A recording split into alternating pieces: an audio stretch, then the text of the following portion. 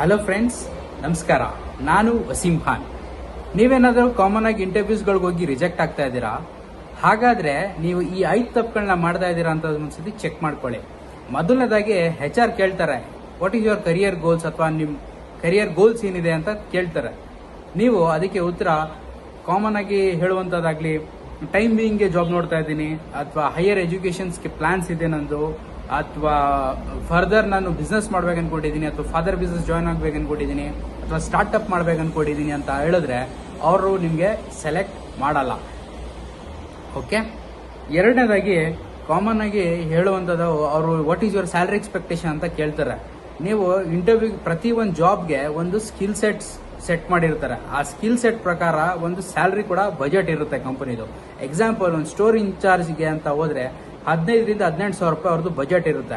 ಅದು ನಿಮಗೆ ಆಲ್ರೆಡಿ ಗೊತ್ತಿರುತ್ತೆ.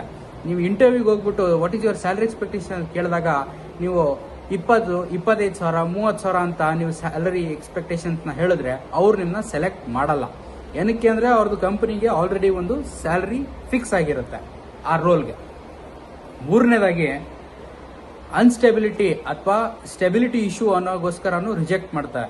ಏನಕ್ಕೆ ಕೆಲವರು ರೆಸ್ಯೂಮಲ್ಲಿ ಎಲ್ಲ ಕಡೆ 3 ತಿಂಗಳು, 4 ತಿಂಗಳು, 5 ತಿಂಗಳು, 1 ವರ್ಷ, ಪ್ರತಿ 1 ವರ್ಷಕ್ಕೆ ಒಂದೊಂದು ಕಂಪನಿ ಚೇಂಜ್ ಮಾಡೋದು, ಇದನ್ನೆಲ್ಲ ರೆಸ್ಯೂಮಲ್ಲಿ ಅಪ್ಡೇಟ್ ಮಾಡ್ಕೊಂಡಿದ್ರೆ ನಿಮ್ನ ಅವರು ಸೆಲೆಕ್ಟ್ ಮಾಡಲ್ಲ. ಏನಕ್ಕೆ ಅಂದ್ರೆ ಇವ್ರು ನಿಮ್ಗೆ ಇಲ್ಲಿ ಸೇರಿದ್ರು ಕೂಡ ಇಲ್ಲೂ ಒಂದು 3 ತಿಂಗಳು ಅಥವಾ 6 ತಿಂಗಳು ಕೆಲಸ ಮಾಡಿ ಬಿಡ್ತಾರೆ ಅನ್ನೋ ರೀಸನ್ಗೆ ಸ್ಟೆಬಿಲಿಟಿ ಇಶ್ಯೂ ಅಂದ್ಬಿಟ್ಟು ರಿಜೆಕ್ಟ್ ಮಾಡ್ತಾರೆ. 4ನೇದಾಗಿ ಜಾಬ್ ಶಾಪಿಂಗ್. ಕೆಲವ್ರು ಏನ್ ಮಾಡ್ತಾರೆ, ಇಂಟರ್ವ್ಯೂಲಿ ಮ್ಯಾನೇಜರ್ ಕೇಳ್ತಾರೆ HR, ನೀವು ನಿಮ್ಮ ಹತ್ರ ಯಾವ್ದಾದ್ರು ಆಫರ್ ಇದೆಯಾ ಕೈಯಲ್ಲಿ ಅಂತ. ನೀವೇನ್ ಹೇಳ್ತೀರಾ, ಹೌದು ಸರ್ 2 ಕಂಪನಿ ಆಫರ್ ಇದೆ ನನ್ನ ಹತ್ರ ಈಗ ಆಲ್ರೆಡಿ, ಸೊ ನೀವೇನ್ ಸ್ಯಾಲರಿ ಮ್ಯಾಚ್ ಮಾಡ್ತೀರಾ ಅಂತ ಕೇಳ್ತಾರೆ. ಸೊ ಅವ್ರು ಹೇಳ್ತಾರೆ I will get back to you ಅಂತ ಹೇಳ್ತಾರೆ.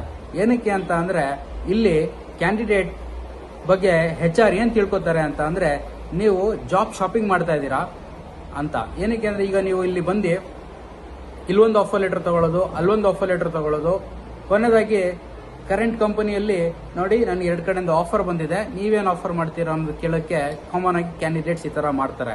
ಹಾಗಾಗಿ HR ಅವ್ರನ್ನ ರಿಜೆಕ್ಟ್ ಮಾಡ್ತಾರೆ. ಲಾಸ್ಟ್ ಆಗಿ 5ನೇ ಪಾಯಿಂಟ್ ಏನಂದ್ರೆ, ಕೆಲವು ಕಡೆ ಓಪನಿಂಗ್ಸ್ ಇರುತ್ತೆ ಅಂಡ್ ಆ ಓಪನಿಂಗ್ಸ್ ಪ್ರಕಾರ ಒಂದು ಸ್ಕಿಲ್ ಸೆಟ್ ಅವ್ರು ಮ್ಯಾಚ್ ಮಾಡಿ ಇಟ್ಕೊಂಡಿರ್ತಾರೆ.